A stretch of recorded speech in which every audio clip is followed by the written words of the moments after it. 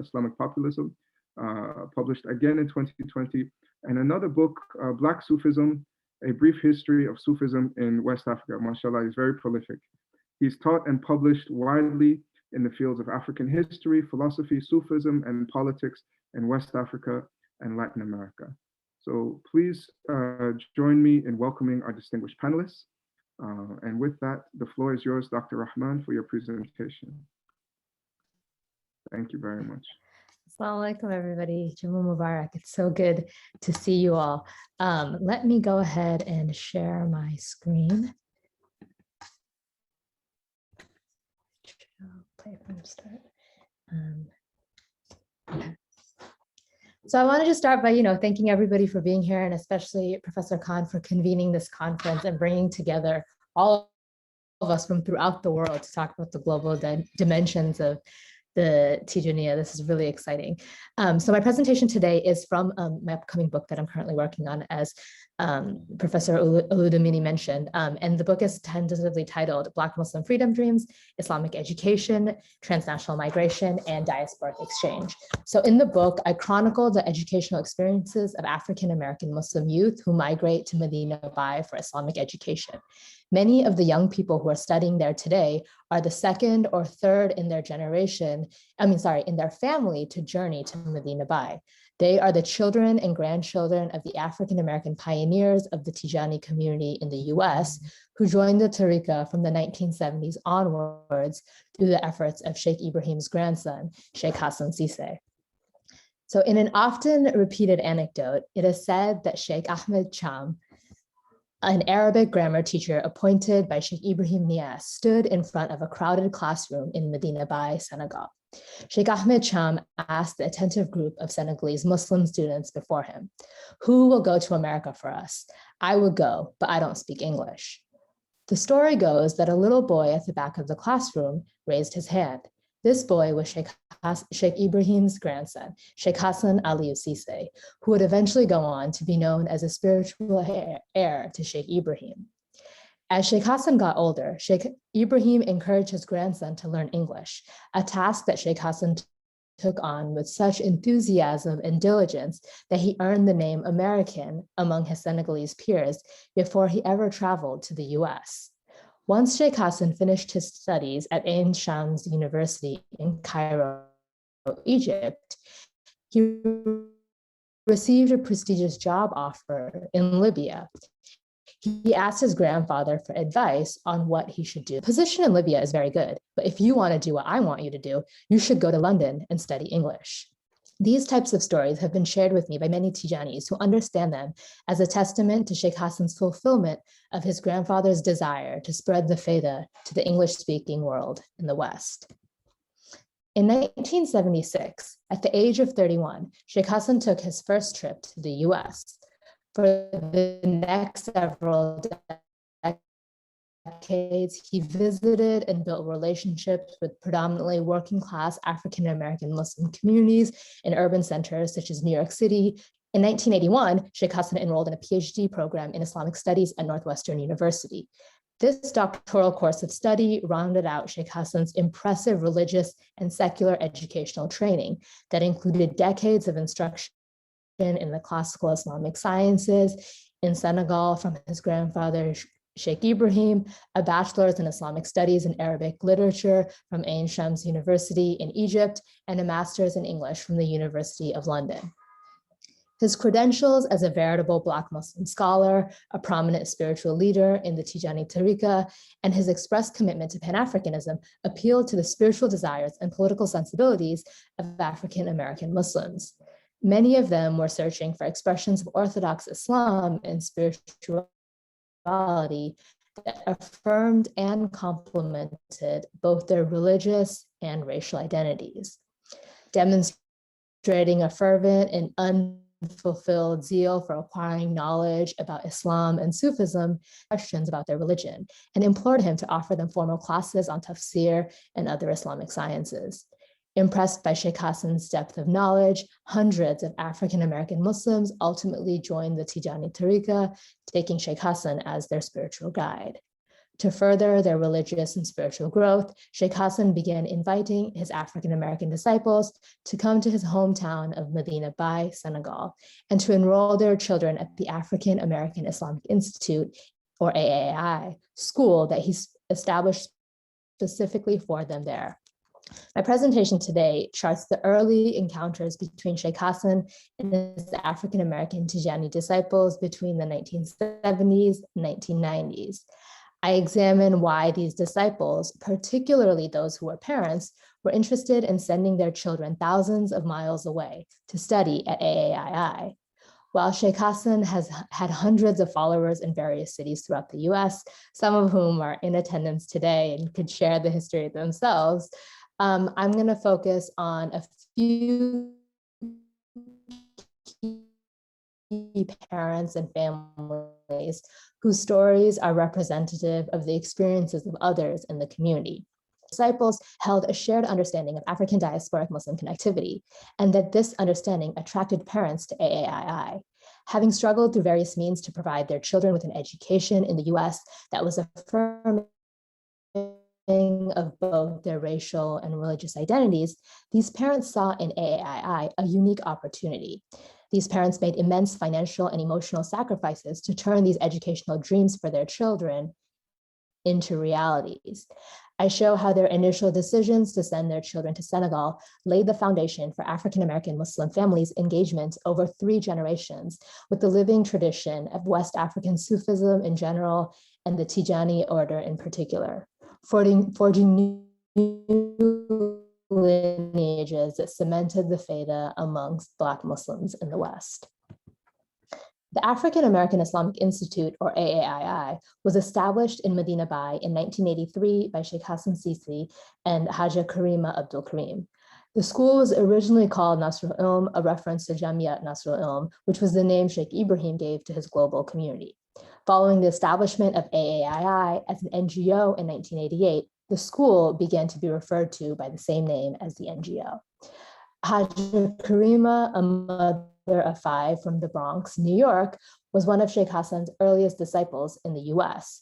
She was introduced to Sheikh Hassan in 1976 when she hosted him and some of his Ghanaian disciples in her apartment. The next year, in 1977, Haja Karima stopped by Medina Bay for one day on her way to visit Nigeria. She, along with Imam Saeed and his wife, Sister Salwa Abdul Salam from Harlem, were 3 of the earliest African Americans to join the Tijani Tariqa and visit Medina Bay. Haja Karima returned to Medina Bay for a longer stay in 1982 to offer condolences after the passing of Sheikh Hassan's father and the then Imam of Medina, of the Grand Mosque, Sayyidi Ali Cisse. Recounting her trip during an interview I conducted with her, Haja Karima recalled being amazed by the pervasive sights and sounds of children and adults reciting Quran and dhikr all throughout Medina Bay. She was so impressed that she decided that she wanted her own daughter to have that experience. Haja Karima remembers returning to the US and handwriting an 8-page letter to Sheikh Hassan. She petitioned him to open a school in Medina Bay where her children and other young people from the US could learn about their religion and culture as Muslims of African descent. Mindful that such a school would require a financial investment and that prospective families might be in a financially precarious position, she proposed that they could charge $200 a month, an amount that she considered to be economical, given that they would feed, educate, and generally care for children who would live and learn thousands of miles away from their parents. Compelled by her suggestion, Sheikh Hassan co-founded the African American Islamic Institute. The school was one of the many initiatives spearheaded by AAII, a United Nations recognized non-governmental organization by the same name that promoted education, healthcare, women's rights, and international exchange and dialogue between the US and communities throughout West Africa. Back in the US, word began spreading amongst African Americans about the AAII school. As Sheikh Hassan and Haja Karima had envisioned, parents began sending their daughters and sons to Medina Bay, having faith that these children and youth would be well taken care of by Sheikh Hassan and Haja Karima. Since its inception in 1983, AAII has educated hundreds of African American Muslim students and produced several African American hufaz. It has gained a reputation among African-American Muslims throughout the US for its unique record, with community members citing that no other institution outside of the US has educated more African-American Muslims than AAII, nor has there been any other Islamic educational institution abroad that was set up specifically to serve African-Americans. I want to now turn to a discussion of why Sheikh Hassan's early African-American disciples were drawn to the educational possibilities in Medina Bay. Raising Black Muslim girls and boys in working class urban areas of the US between the 1970s and 1990s, parents experimented with various schooling options. Throughout the country, many enrolled their children in Islamic schools. Others homeschooled them or enrolled them in independent Afrocentric schools. Still others kept their children in public school, engaging in informal efforts to correct the miseducation that they received there. Across these diverse educational decisions, parents tried their best to provide Black Muslim children and youth with affirming and nurturing educational experiences in the midst of the compounding challenges they confronted, including racism, economic marginalization, and religious discrimination. Within this context, they envisioned the opportunity to have their children study in Medina Bay as a unique, holistic, racially and religiously affirming experience that they had not been able to fully actualize in the US. This was the case for Dr. Khadija Askari, who in the 1980s was an active member of the West End community of Muslims in Atlanta led by Imam Jamil Al-Amin. The mother of 3 daughters and 2 sons, Dr. Khadija refused to send her children to public school, which she believed would miseducate them. She first enrolled them in an independent Pan-African school run by her sister Jaliwa, and then later sent them to the Sister Clara Muhammad School run by the Imam Warthdin Muhammad community. As a family doctor and pediatrician, Dr. Khadija recalled in an interview serving a family whose children needed a medical exam prior to traveling to Senegal. She learned that the children would be going there to study at an Islamic school. Dr. Khadija remembers, Dr. Khadija remembers speaking with the children's mother and wondering, who sends their kids all the way to Africa and they've never been there and they're not going? Yet the possibility of having her children study at an Islamic school in Africa nonetheless intrigued her. Sometime after, Dr. Khadija remembers going to hear Sheikh Hassan speak at the Sister Clara Muhammad School, which is where her children were attending at the time. Recounting the event, Dr. Khadija explains, just his whole charisma, it was really obvious. He just flooded the school. I asked him a question like, why are you here? Why did you come? He said, I came for the sake of Allah to see my brothers and sisters.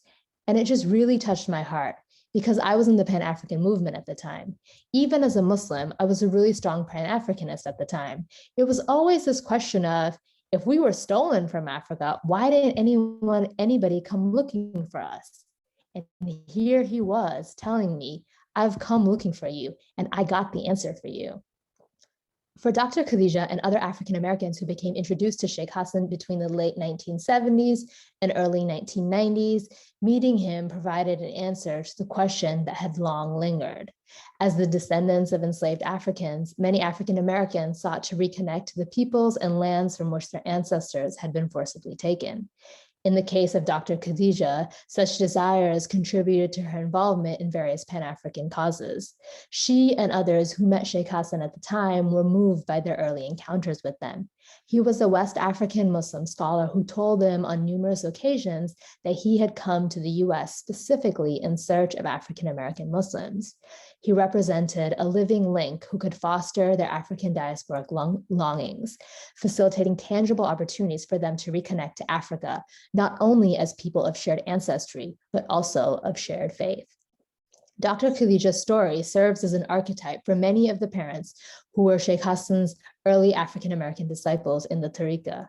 As Sheikh Hassan traveled to various cities between the 1970s and 80s, his disciples would often take their friends and others to meet him. In explaining who Sheikh Hassan was to these visitors, they tended to mention several characteristics: his identity as an African Muslim from Senegal, his lineage as a member of a family that produced generations of African Muslim scholars, his complexion as a dark-skinned African Muslim scholar, and his age as a 30-something-year-old who had achieved impressive accolades and knowledge of Islam from his youth. These descriptions of Sheikh Hassan piqued the interest of many, as Sheikh Hassan represented the first Muslim scholar from Africa they would meet in real life. Around 1980, Dr. Khadija, like the mother whose children she treated before they left Senegal, she herself ultimately sent her child, her oldest son, Kwame, to study in Medina Bay without having visited herself.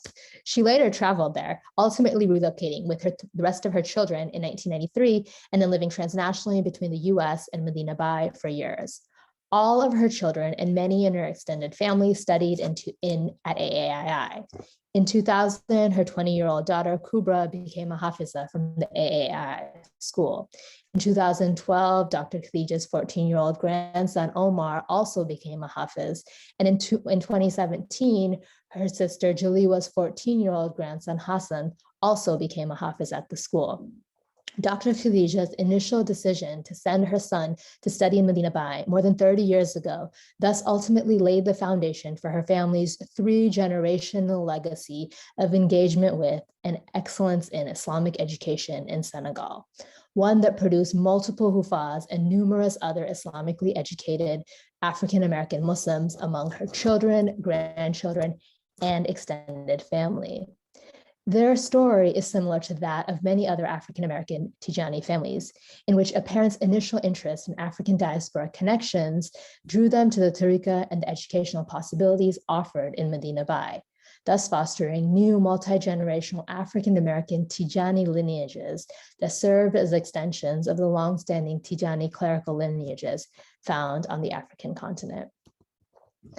Through word of mouth, news about Sheikh Hassan, the Tijani tariqa, and the opportunities in Medina Bay traveled among African-American Muslims throughout the country. Many came to meet Sheikh Hassan, ultimately joining the tariqa and continuing to gather for wazifa and dhikr al-Juma once Sheikh Hassan left their cities. Amina Salah and her mother, Sister Tawhida Abedin, were in attendance at some of these Tijani gatherings in New York City. After first meeting Sheikh Hassan in the Bronx in 1987, Amina and her younger sister would regularly accompany their mother for wazifa.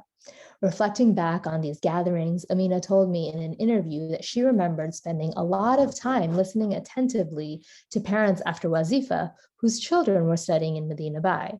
She would hear them talking about how their children were memorizing the Quran and explain what it was like for their children to grow up in an African society where Islamic education and Muslim identity was celebrated.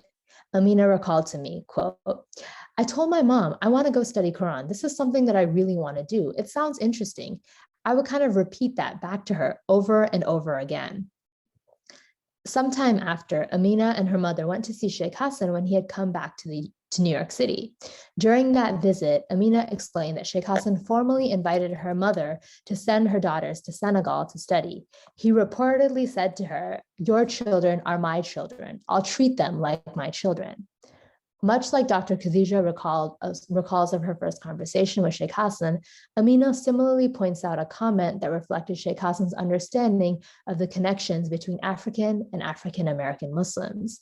Sheikh Hassan's comment that Sister Tawhida's children were, quote, "my children," indicated a notion of a reestablished relationship of kinship and care that could be sustained across the Atlantic.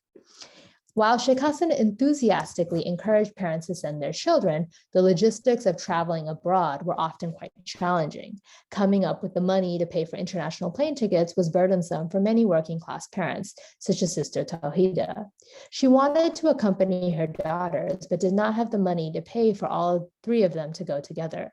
Sister Tawhida worked as a janitor and a bus driver at the predominantly Arab private Islamic school in Jersey City that her children attended. She would often clean the Egyptian principal's house on the weekends to make extra money. Amina recalls being embarrassed about her mother's work and not liking the way that the Egyptian principal treated Sister Tawhida. She contrasts this with how Sheikh Hassan engaged her mother, explaining, quote, "To see an African Black man who never belittled or demeaned my mom, I think that had a huge impact on me. It made me want to go to Africa even more."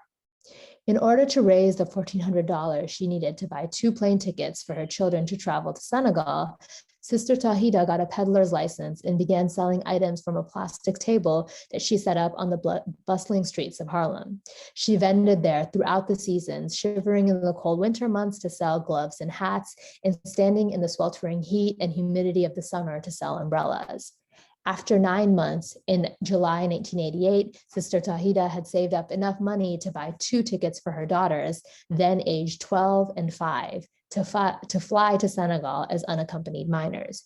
She continued to work as a street vendor until February of 1989, at which point she generated enough money to get a plane ticket for herself to join her children there. Like Dr. Khadija's family, Sister Tawhida's decision to send her children to Medina Bay was the start of several generations of her family solidifying their bonds in the Tariqa and Medina Bay.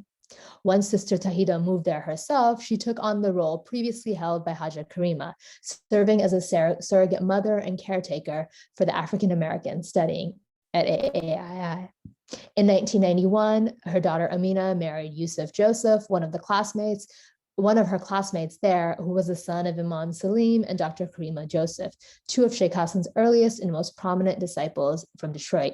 In 92, Amina and Yusuf's son Hamza was the first African-American actually born in Medina Bay. And though Amina and Yusuf both eventually moved back to the US, Hamza and his 2 younger siblings spent their childhood between Detroit and Medina Bay. Their youngest daughter relocated there, who's now 21, relocated there in 2020. And Amina and Yusuf tell me that Hamza, himself now a father of 2, is making plans to accompany his children to study in Medina Bay. If this takes place, Hamza will be the 4th generation from Yusuf's side, and the 3rd generation from Amina's side to have gone to Medina Bay. Amina and Sister Tawhida's story mirrors that of many of other African-American Tijani families. In addition to being moved by their experiences of meeting an African sheikh who acknowledged their connection as Muslims of African descent, families were drawn to the possibilities of educating their children in Medina Bay. As appealing as the educational opportunity was, attaining it was no easy feat for many families. Just as Sister Tawhida worked as a janitor, a bus driver, house cleaner, and street vendor, others that I interviewed worked as babysitters on the side or took extra shifts at their regular jobs and did whatever they could to finance their children's educational abroad. These parents did whatever they could in order to come up with the money to support their children in what they believed was an unparalleled and truly worthwhile experience.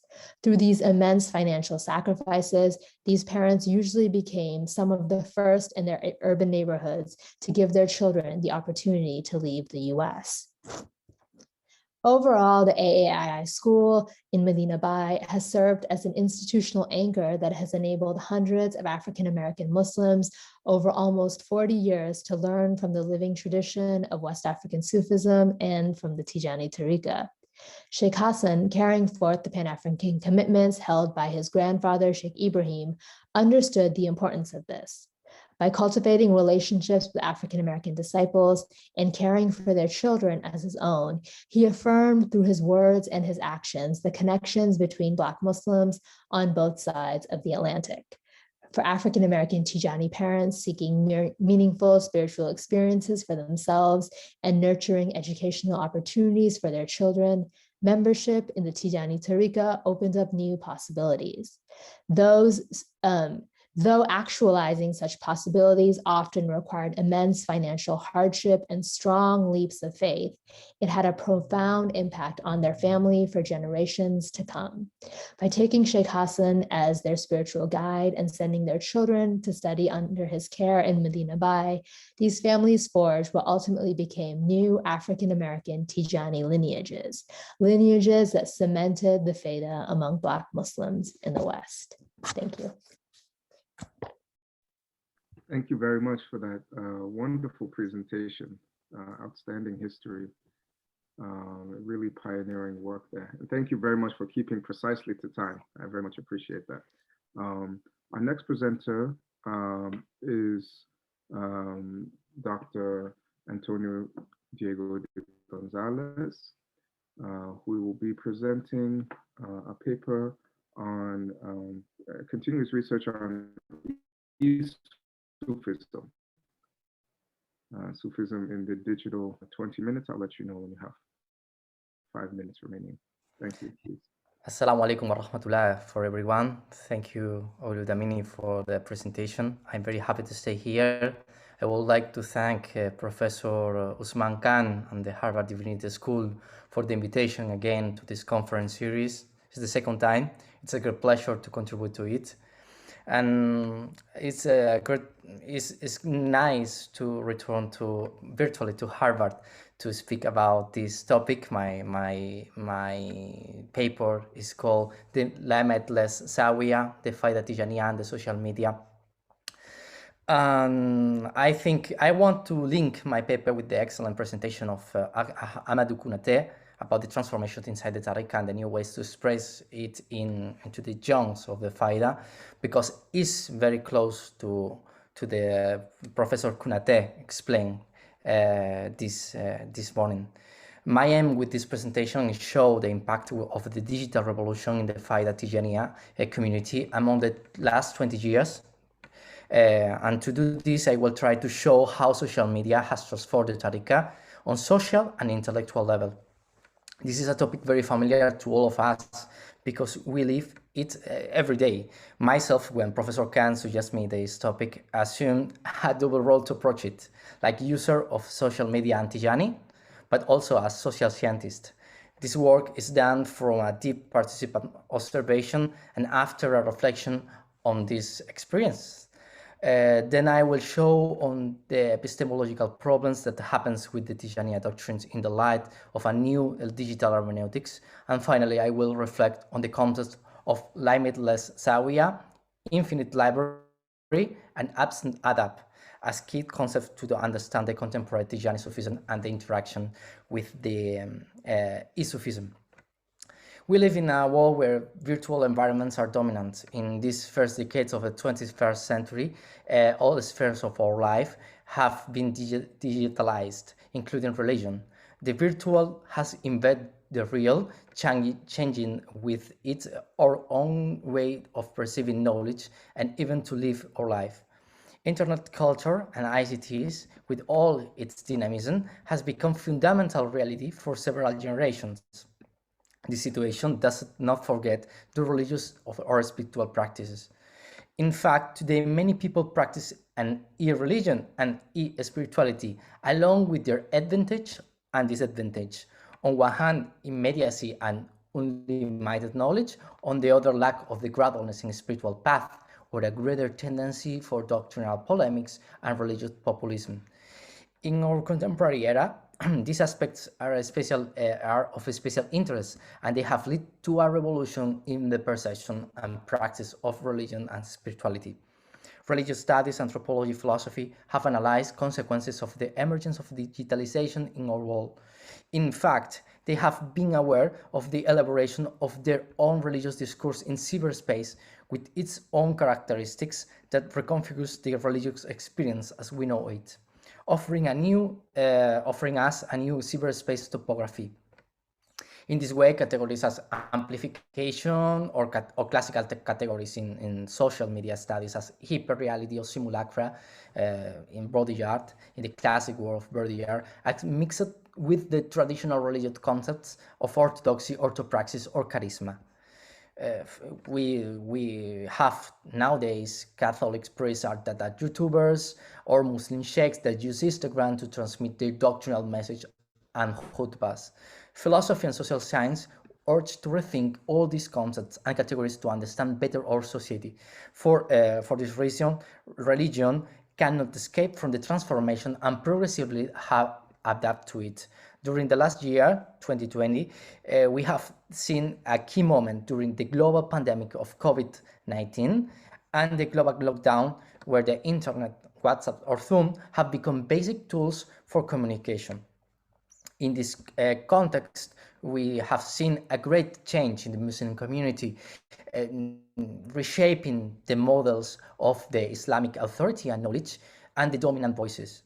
This was explained by Peter Mandeville in the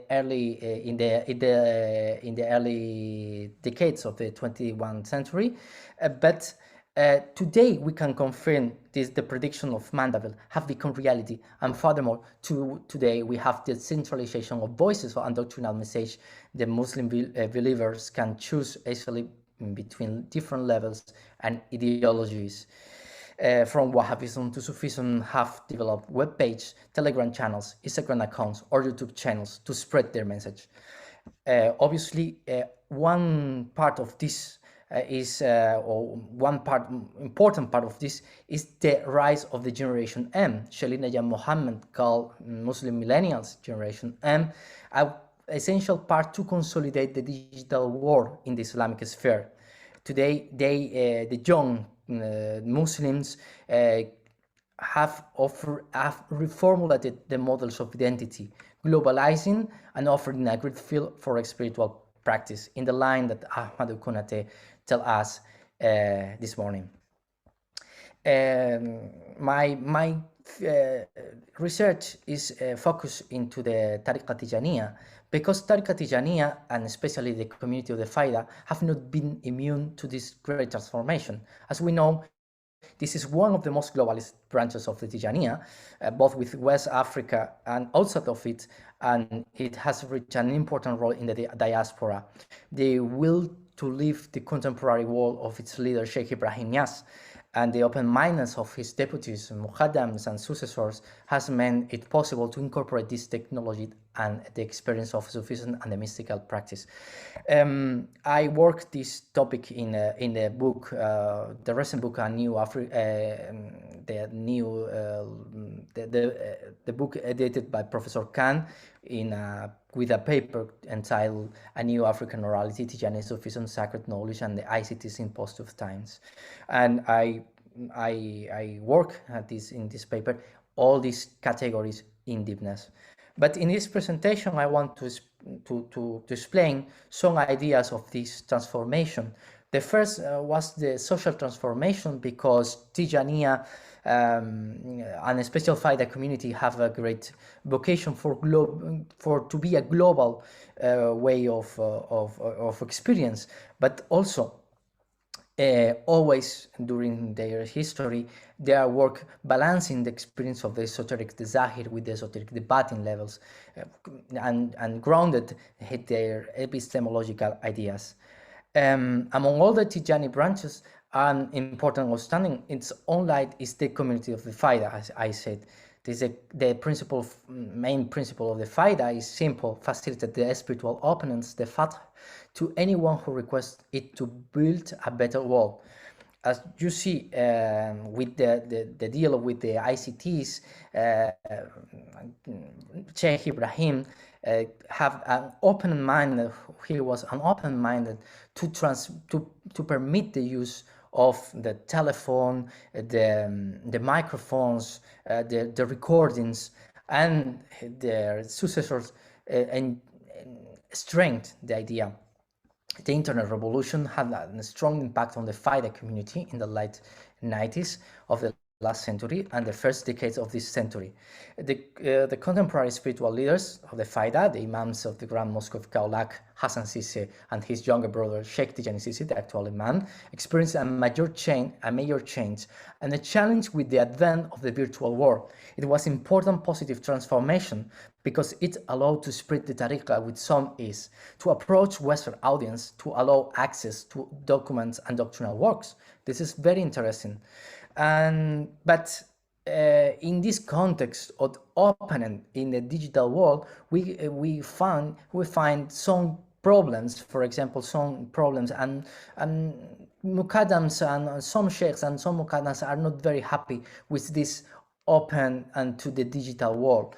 Is especially when the episteme of the Tijāniyya, as other spiritual paths, work with an initiatory learning scheme. Secrecy and mismanagement are basic to gain the access to the highest levels of the spiritual path.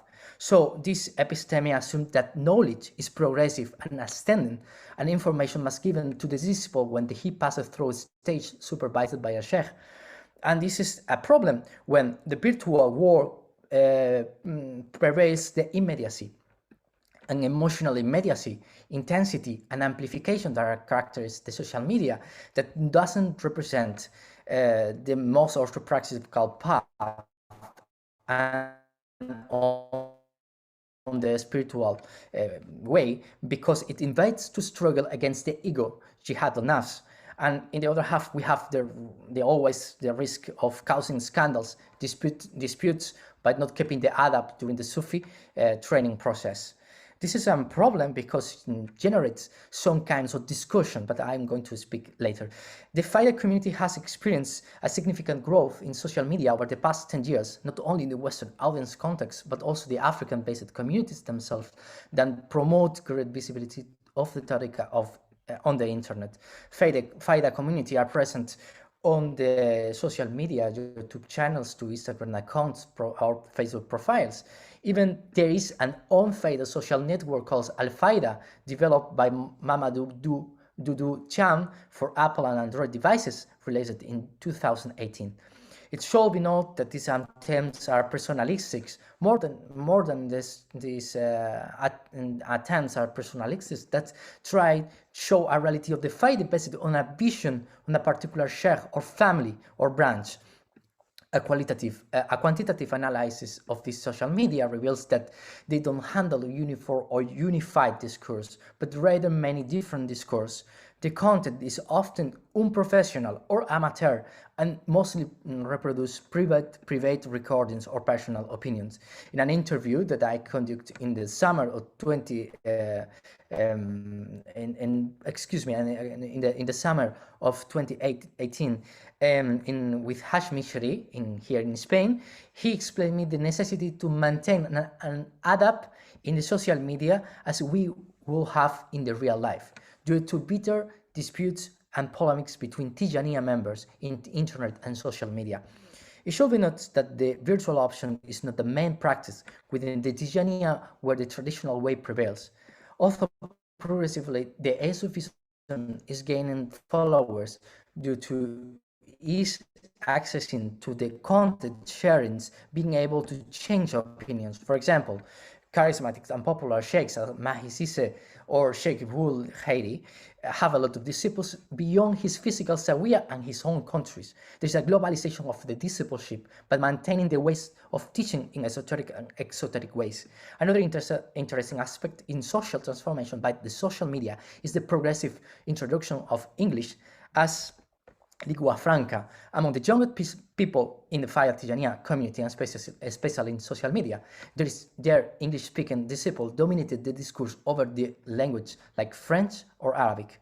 We found here a new generation of disciples that emerging with young disciples and mukaddams, Muslim, millennial, well-educated, Western-placed, who seek traditional knowledge without reject the new contemporary world.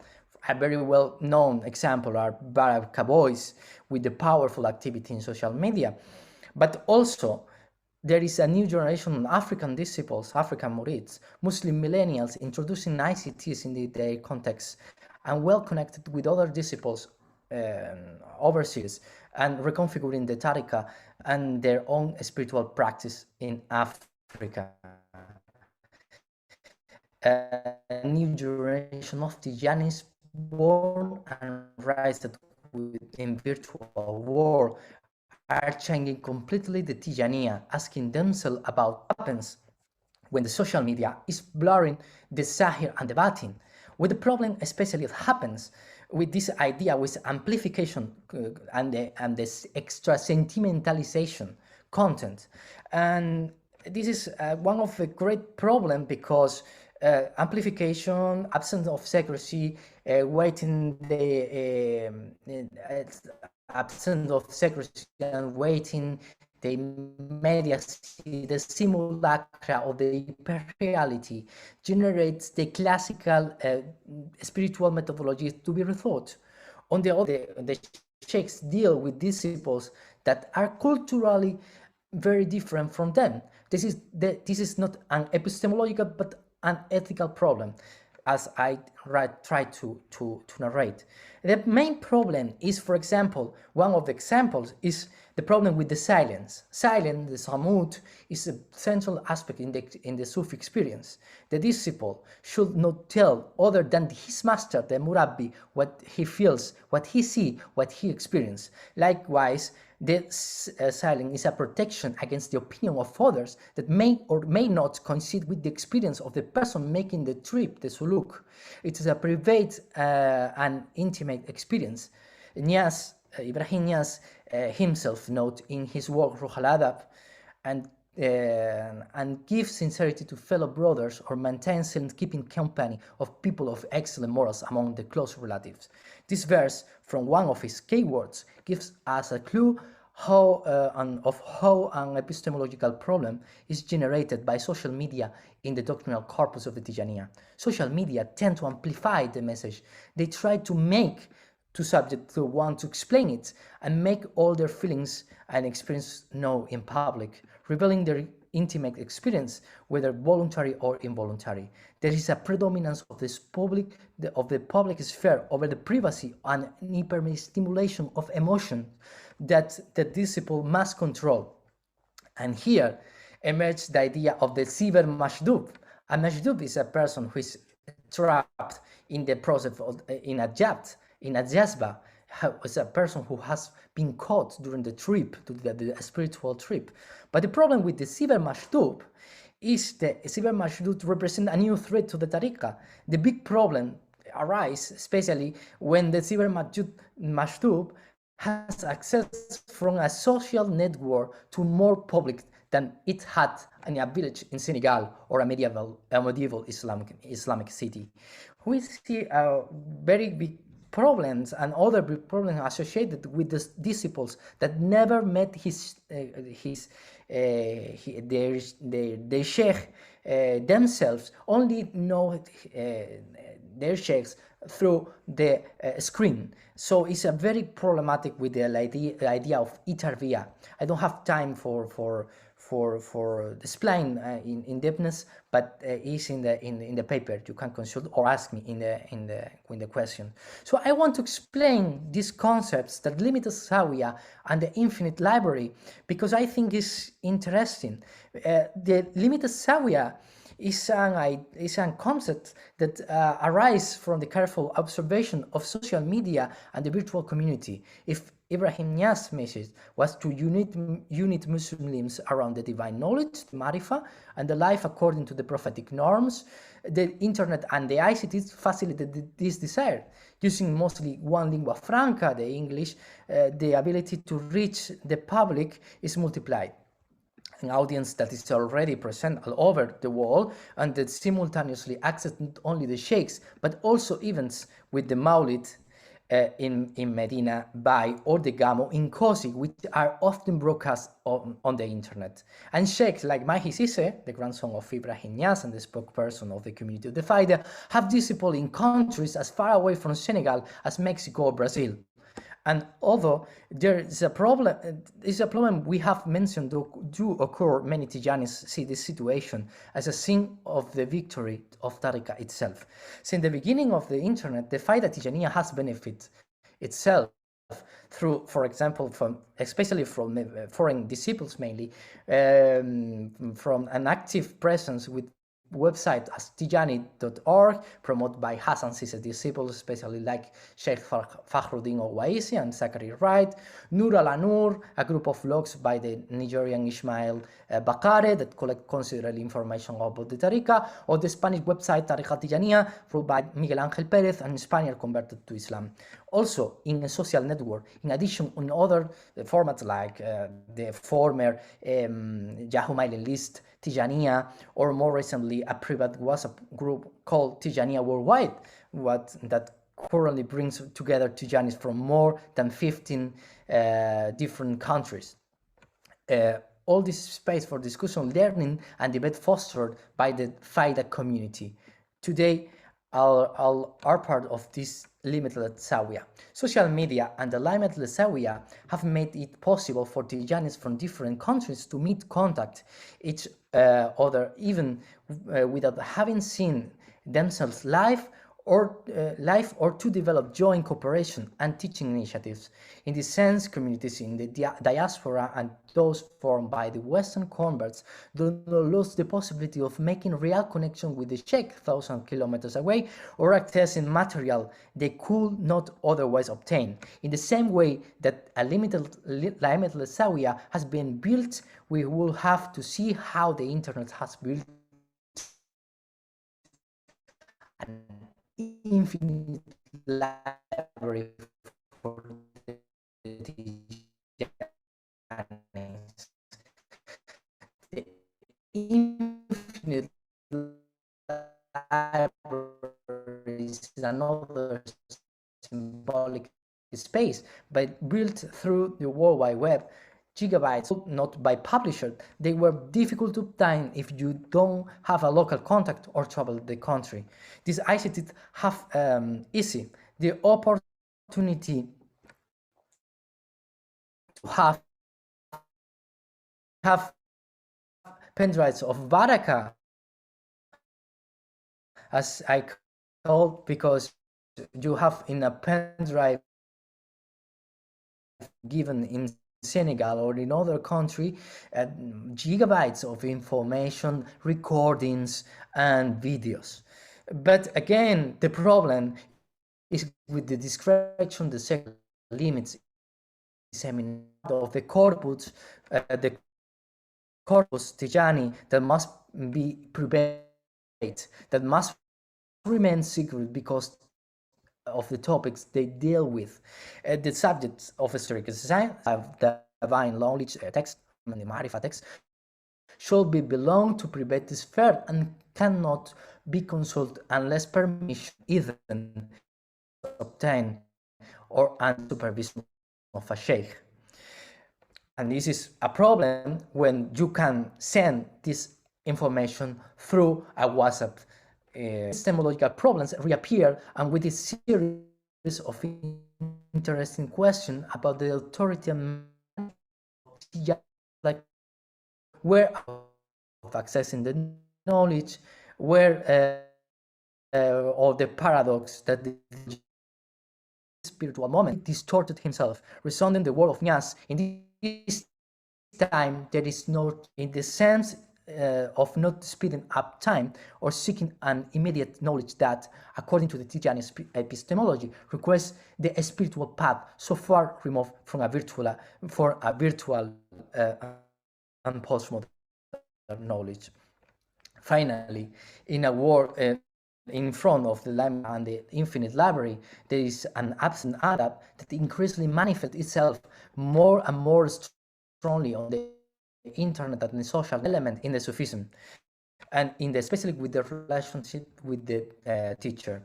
We have a lot of examples that have happens in polemics inside the Tariqa for these topics, but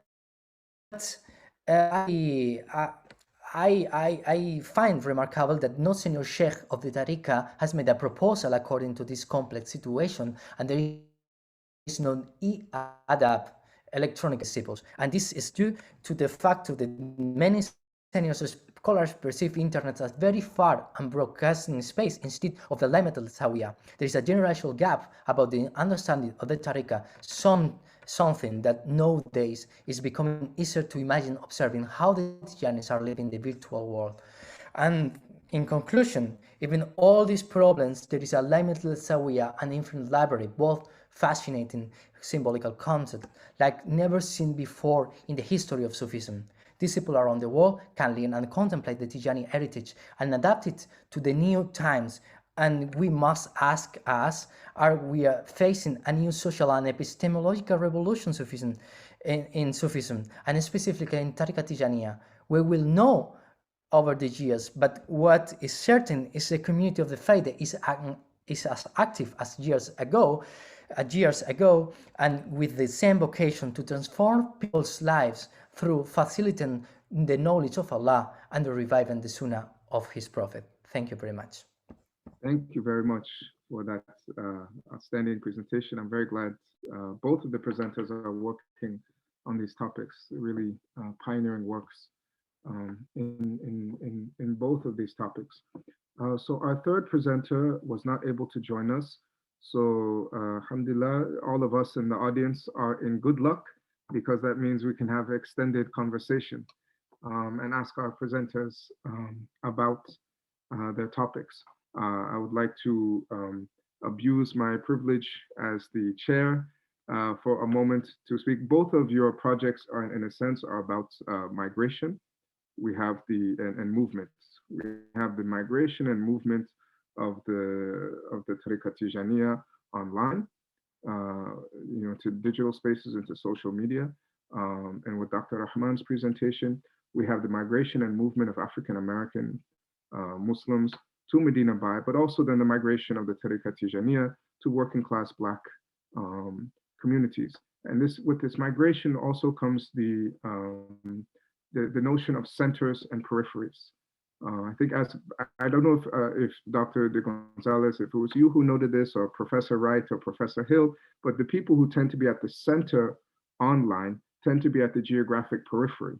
And those who tend to be at the geographic center, like in Medina Bay or in Kano, or so, tend to be at the periphery in the online spaces, in the digital spaces.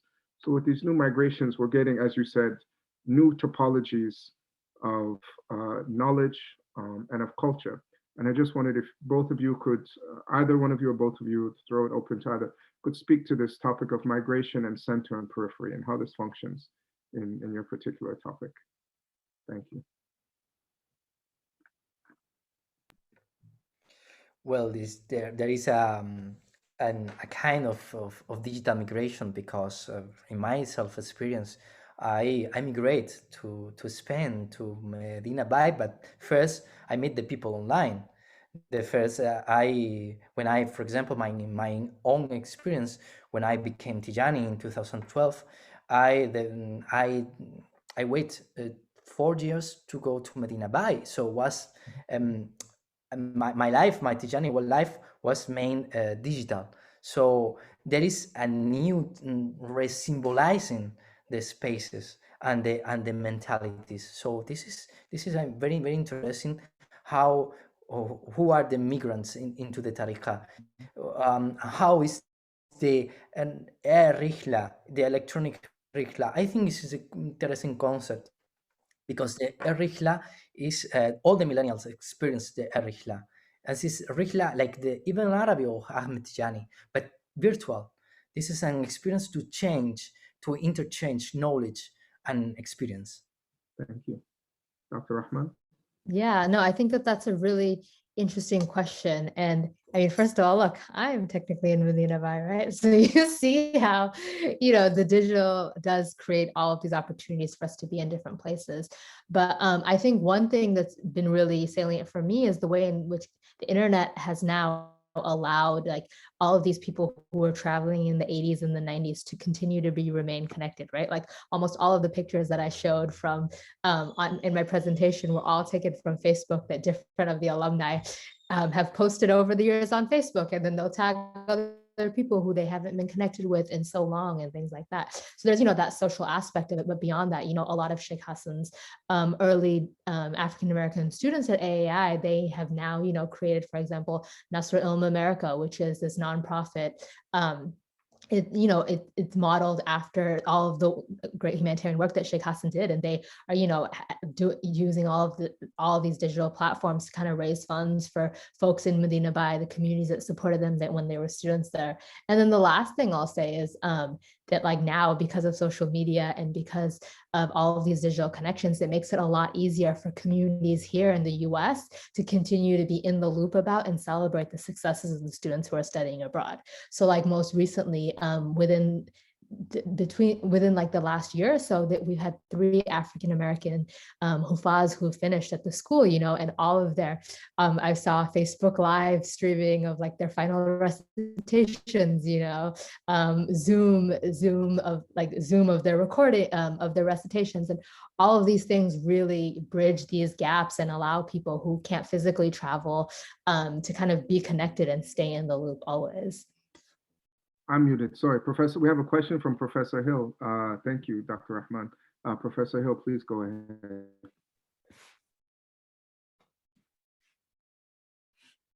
Hi, oh, I'm right next to you, Samiha. This is where, oh, I can see you over there. Assalamu alaikum. Thank you, both of you, for your excellent presentations. Really amazing work and really inspiring. And these are both topics that I really personally care about, and I wish I had more time to write more about. So I'm really glad that other people are doing research on these topics. It's very, both of these are very timely and very useful, very helpful.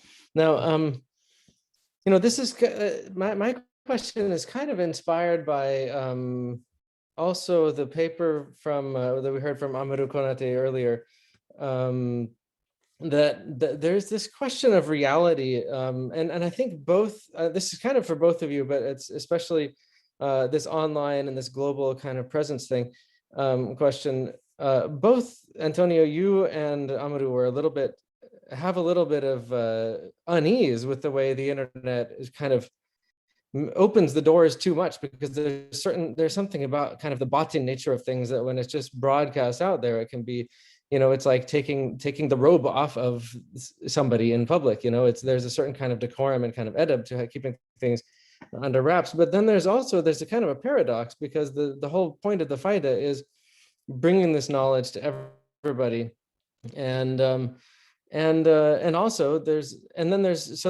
one question, and I wrote a paper about this recently. I'm really, and this is kind of bringing a different perspective to what, because one of the things I was saying in my paper was that online, one thing you can see is that we often think of the online as just a way to communicate information in this kind of open way, but we also can see that awrad and things are transmitted online as well. So the people actually maintain, so there's a suggestion that you're not maintaining a relationship with the sheikh, because that requires kind of being in the sheikh's presence. But a lot of people actually receive their tarbiyah or their wird lazim or whatever online, and they're actually given permission. You know, I've personally been the recipient of online exchanges and things like that, and I know a lot of people who have. So I'm wondering, you know, how do we balance this kind of the question that one of the arguments that I made in my earlier paper was that it actually makes extends the sheikh's presence around the world. So it's not just the Talibans are out there just shooting off their mouth, but the sheikh is actually kind of the presence of the sheikh is extended. So actual, what you could call legitimate Sufi practice is being done at long distances. And then the other question, so I'm just wondering, how do we take into account this fact that it does seem to have these kind of contradictory tendencies? And then the other thing is, there's also a suggestion sometimes that there's something about being in the real embodied presence that's real, but then there's something that's not really real, because online is not really real, because we're not really in Medina Bay, right? But then there's that question goes back to Oulad Ramani's suggestion yesterday, that Sheikh Ibrahim said that everything you see is mithali, everything you see is the world of kind of metaphors. Everything is a metaphor for Allah. So which level of reality is sort of like Inception? You know, I'm not really a big fan of the movie like everybody else seems to be, but it's kind of like which but there, I mean, that said, being in Mata Milana studying a text on a dune is a very different experience from studying it in your room over the internet. And my students will tell you that this semester was not the same as previous semesters. It's not, you know, it's not. How do we talk about these things without suggesting that there's a real reality here, which is, you know, sitting there in the flesh? Because what I'm doing right now is embodied reality too. You know, my experience here is embodied, and to all of us, it's embodied, but it's mediated, and maybe our relationships with somebody across the room are mediated too. So I'm just wondering, how do we reconcile these things? How do we talk about online presence in a way that doesn't necessarily devalue to something just because it's online, or necessarily celebrate it? Oh, wow, everything's open, everything's democratic, yay.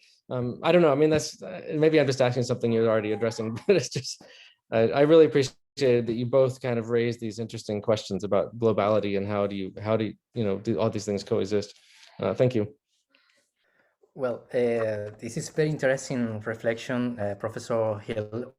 Always your work is interesting. So there's this reflection of the presence of the Sheikh. When I wrote this paper about the ICTs and the Tijāniyya, the last paper, I in my field notes I resume. So people, muqaddams, that tell me that it's very good idea to expand the presence of the Sheikh virtually, but other ones say me not. the tarbiyah is working. I'm going to read a little fragment to an fieldwork for this paper. Let me looking for where is here. This is the word of Amukaddam, based here in Spain. He is Senegalese, and tell me that it is very difficult to control a person who is doing tarbiyah remotely by phone or chat. The traditional way, the way that my father taught me, was to have him face to face, to subdue him with the gaze. By this way, the disciple was aware of who had authority, because in the tarbiyah process is when the nafs increase, because when he unveils the first veil, kashif, the first hijab, he believes that he has all the knowledge in his hands, and it is not like that. To be in distance demands more calls, more control, but also more confidence between us. Sometimes it's difficult, very difficult. Even some of my disciples who did tarbiyah with me went to another sheikh, because there were people who told them that their fat would be much faster.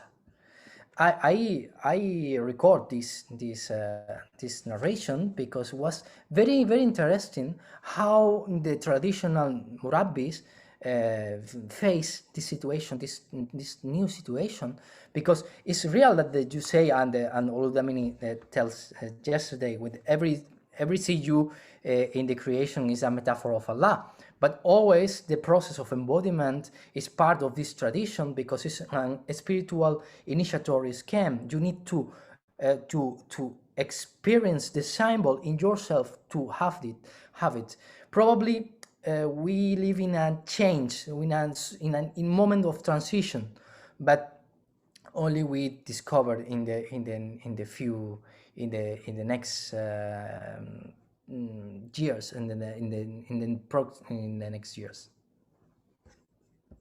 Yeah, I also just wanted to mention, having read your article, you point out some interesting similarities between things by location, shuyukh being in multiple places at the same time, people crossing distances very quickly, the ways in which modern digital technologies are kind of a parody or a mirror of these kind of traditional karamats, or these kind of features of the discipline. But I think what we're dealing with here are different kinds, as Professor Hill said, different kinds of embodiment and different kinds of embodied experiences. Because it's not the same when the sheikh takes your hand versus when the sheikh, your hand is yadullah foka aydihim, or your hand is on an iPhone made with slave labor in China. It's a different form of embodiment that we're talking about. So I'm very excited that you, Professor Hill, you, Professor González, and then also Dr. Rahman as well too, a bit in your work as well too, are addressing these very important issues. They're not simple at all, but they are very important.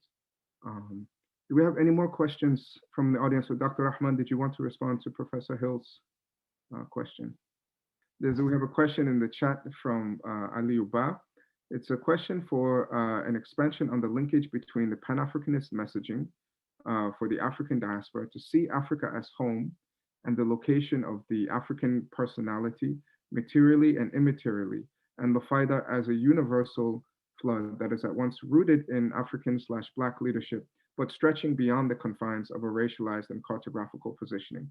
How is this tension between kind of Pan-Africanism and universalism resolved by your interlocutors, between the kind of subjectively, you could say, secular Pan-Africanist messaging and the sacred Faydawi mission, if there is any? So is there this tension between Pan-Africanism and Fayda? And if so, how is it resolved? This is for Dr. Rahman.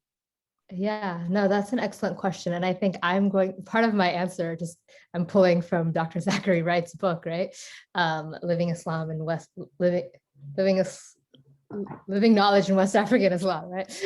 And he has it's an excellent book. I'm sure many of you are familiar with it, but in it, he speaks about the ways in which Sheikh Hassan is both could be seen as a strong Pan-African, Sheikh Ibrahim could be seen as a Pan-Africanist as well as a Pan-Islamist, right? And I think that there's a way in which, and you see this not only in Sheikh Ibrahim's work, but also in Sheikh Hassan's work, the work of Imam Sheikh Tijani, Sheikh Maya Sisi, and all of them, is that they, at the end of the day, are like veritable Muslim scholars, right? They're incredibly accomplished like in traditional Islamic sciences and whatever else. They have, as Antonio is reminding us, they have murids from all throughout the world, so there is a universalist appeal, but at the same time, that does not make them shy away from their commitments to, the legacy of Islam in West Africa, like clearly Pan-Africanist comments, like even, in my presentation, as I mentioned, these are things that Sheikh Hassan in so much of his life would always really emphasize, right? And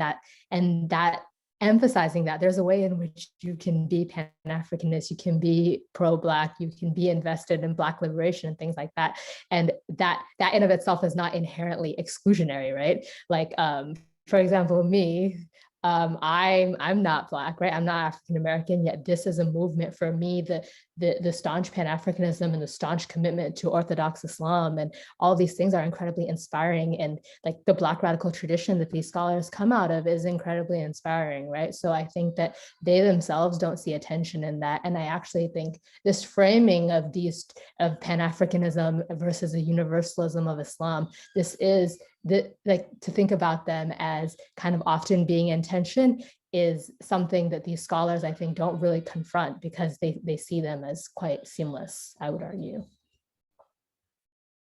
Excellent. Thank you very much. Dr. Diego González, I know you've written on this also. Would you like to speak to this question? Well, I think Dr. Rahman speaks very, very well. But probably the idea of one of the biggest idea of the Fayda is an universal flood confronts with this part of secularized Pan-Africanism. But Sheikh Ibrahim give very good examples in Africans for Africans, no? Africa for Africans, and Ifriqiyin, that creates a great examples, and his meetings with Nkrumah and other leaders creates a great atmosphere for open the door for this Muslim Pan-Africanism.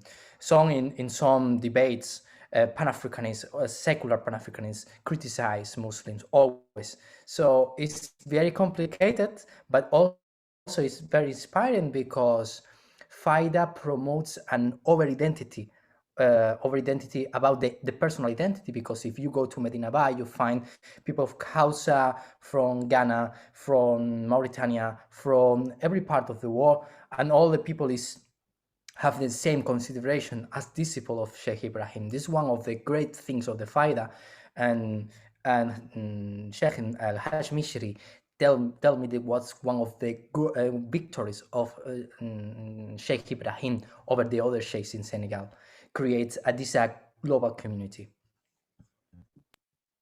Thank you very much. We have another question in the chat from Professor Kane for Dr. Rahman. Are these Americans studying in Medina Bay predominantly Tijani, or are they just people, Muslims, going there for Quranic education? Well, it's an honor to get a question from you. But no, that's a great question. So I think that there is a mix, right? Like a lot of the families that I highlighted, these are Sheikh Hassan's early African-American Tijani disciples, but there were, as I was mentioning, a lot of these people are coming from different Black Muslim communities in the US, some of whom are, are members of the Tariqa, others who are not. One of the stories that I've heard many people say in different variations is that Sheikh Hassan, like he would tell the students, for example, the ones who are studying there in Medina, like if they're going to the wazifa or something like that, and they should really be studying Quran or things like that. He would say, your parents did not send you here for this. They sent you here for Quranic education. And he was particularly strong to emphasize that, particularly for those students who he knew their parents weren't in the Tariqa, because there were a lot of people, who were just excited by this opportunity. They were excited by the possibilities it presented, and they maintained good relationships with Sheikh Hassan despite never actually joining the Tariqa. So it was a mix. And yeah, and I think that kind of did speak to his openness, right? And this is similar to Sheikh Ibrahim, right? Like people would say that, you know, in the day, I'm paraphrasing right now, but in the daytime, you would think that he was like a scholar of Sharia, right? And then you wouldn't necessarily know that he was this big Sufi sheikh. And there's a way in which I think the Fayḍa Tijāniyya and the scholars of the community really are welcoming of people who are, you know, Muslim of whatever approach, and also creating, you know, meaningful spaces for their own disciples as well. Thank you very much. Okay, well, I have loads of questions for both of you then. What is the AAII like now? Do you know how many students it's enrolling now? Is it still active? I mean, it sounds like if there are people still, you know, finishing their khatim, you know, finishing their Quranic memorization and streaming it live on Instagram and Zoom and whatnot. But can you tell us a little bit about what it's like today? Yeah, so the AAI Quran School still exists in Medina Bay, even though initially, you know, it was envisioned as being started for African Americans. From the beginning. There were, you know, Sheikh Hassan's own children, other family members, other Senegalese people, others attended. At this point, the school is now predominantly Senegalese and other African students, like Senegalese local to Medina Bay from throughout the country, and then as well as neighboring countries as well. In 2017, I believe, Sayda Kubra Sise, who was, you know, Dr. Khadija's daughter, who finished at the school, she for many years served as like kind of like once Haja Karima and others left, she kind of served as the surrogate mother for a lot of the African American students who continued to come. And so she actually has started the the AAII Legacy Academy, which is where actually now many of the African American students continue to go. And so even with the name of that, right, it's a continuation of Sheikh Hassan's legacy.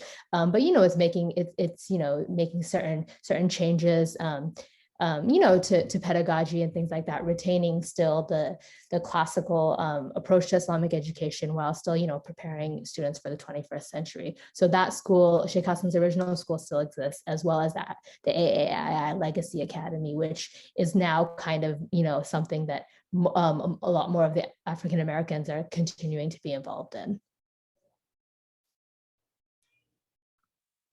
Thank you very much. Do you know, are they offering virtual classes to kind of combine these two with the pandemic? Are people taking, you know, zooming in for hifz and other lessons from around the world? Yeah, that's what I know, but it's funny, I was thinking about mentioning, and I guess I'll just mention it now, in response to Dr. Hill's question and tension. Like one thing that I think is really interesting in particularly the community that I'm engaged with is, for example, Sheikh Mahi Sise has been offering courses online, like on Zoom, basically every week since last Ramadan, teaching from the letters of Sheikh Ibrahim, previously teaching from Ruhul Adab. And so these are the ways in which we talk about, you know, obviously there's a lot of tensions within what happens in these digital spaces and things like that. But at the same time, these are ways in which the community is continuing to be involved and continue to benefit, especially when folks aren't able to travel to Medina Bay because of the pandemic, although, you know, many are still traveling. But, you know, there are ways in which these digital technologies are really allowing the sheikhs to continue to benefit their students, a lot of these families, parents, and things of that nature. All right. Oh, Professor Khan, yes. Thank you, Antonio. And I just wanted to comment on our own Boston Zawiya. And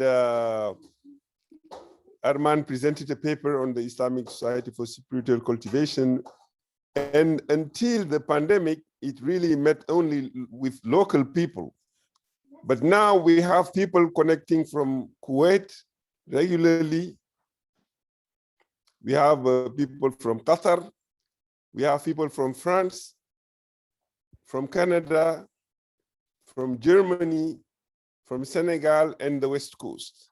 So it has really become a limitless Zawiya, as you said. So I wanted just to share, you know, to share that personal story with you, that, and ask you whether you are still doing more work, researching on how Zawiya like us are, expanding elsewhere, not just, yeah. So that's the question to Antonio.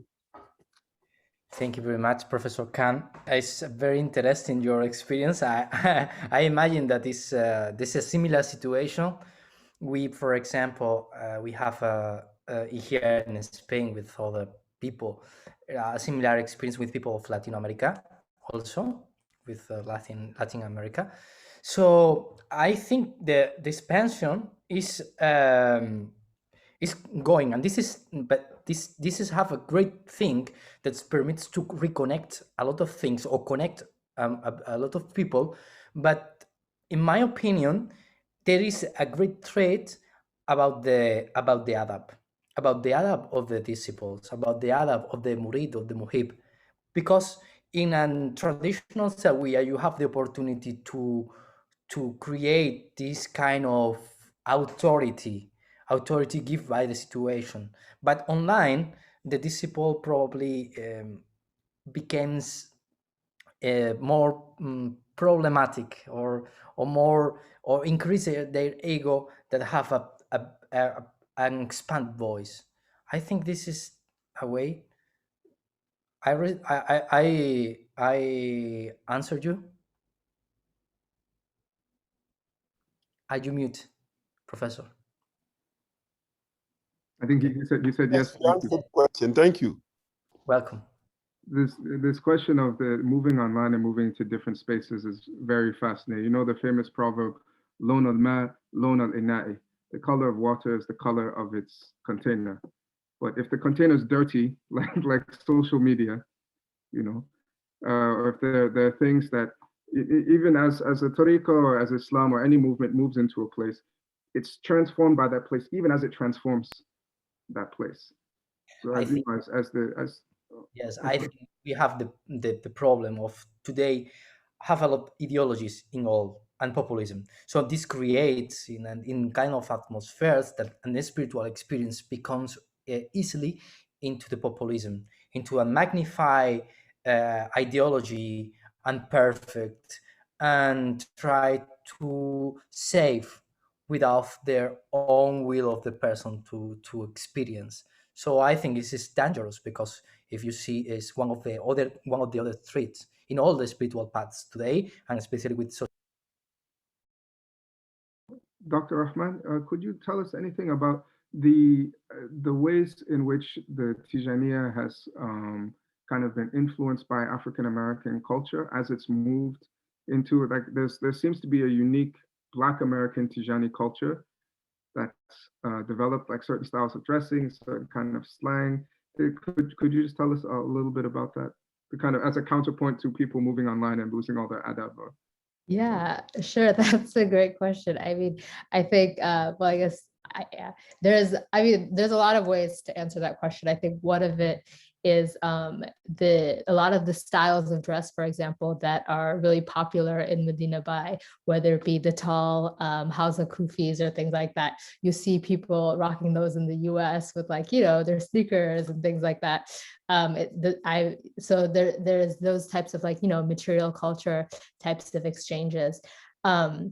There's also, especially among a lot of the early generation of students who were there, a lot of them cultivated very close friendships with other Senegalese youth, other Nigerian youth, Ghanaian youth, and things of that nature.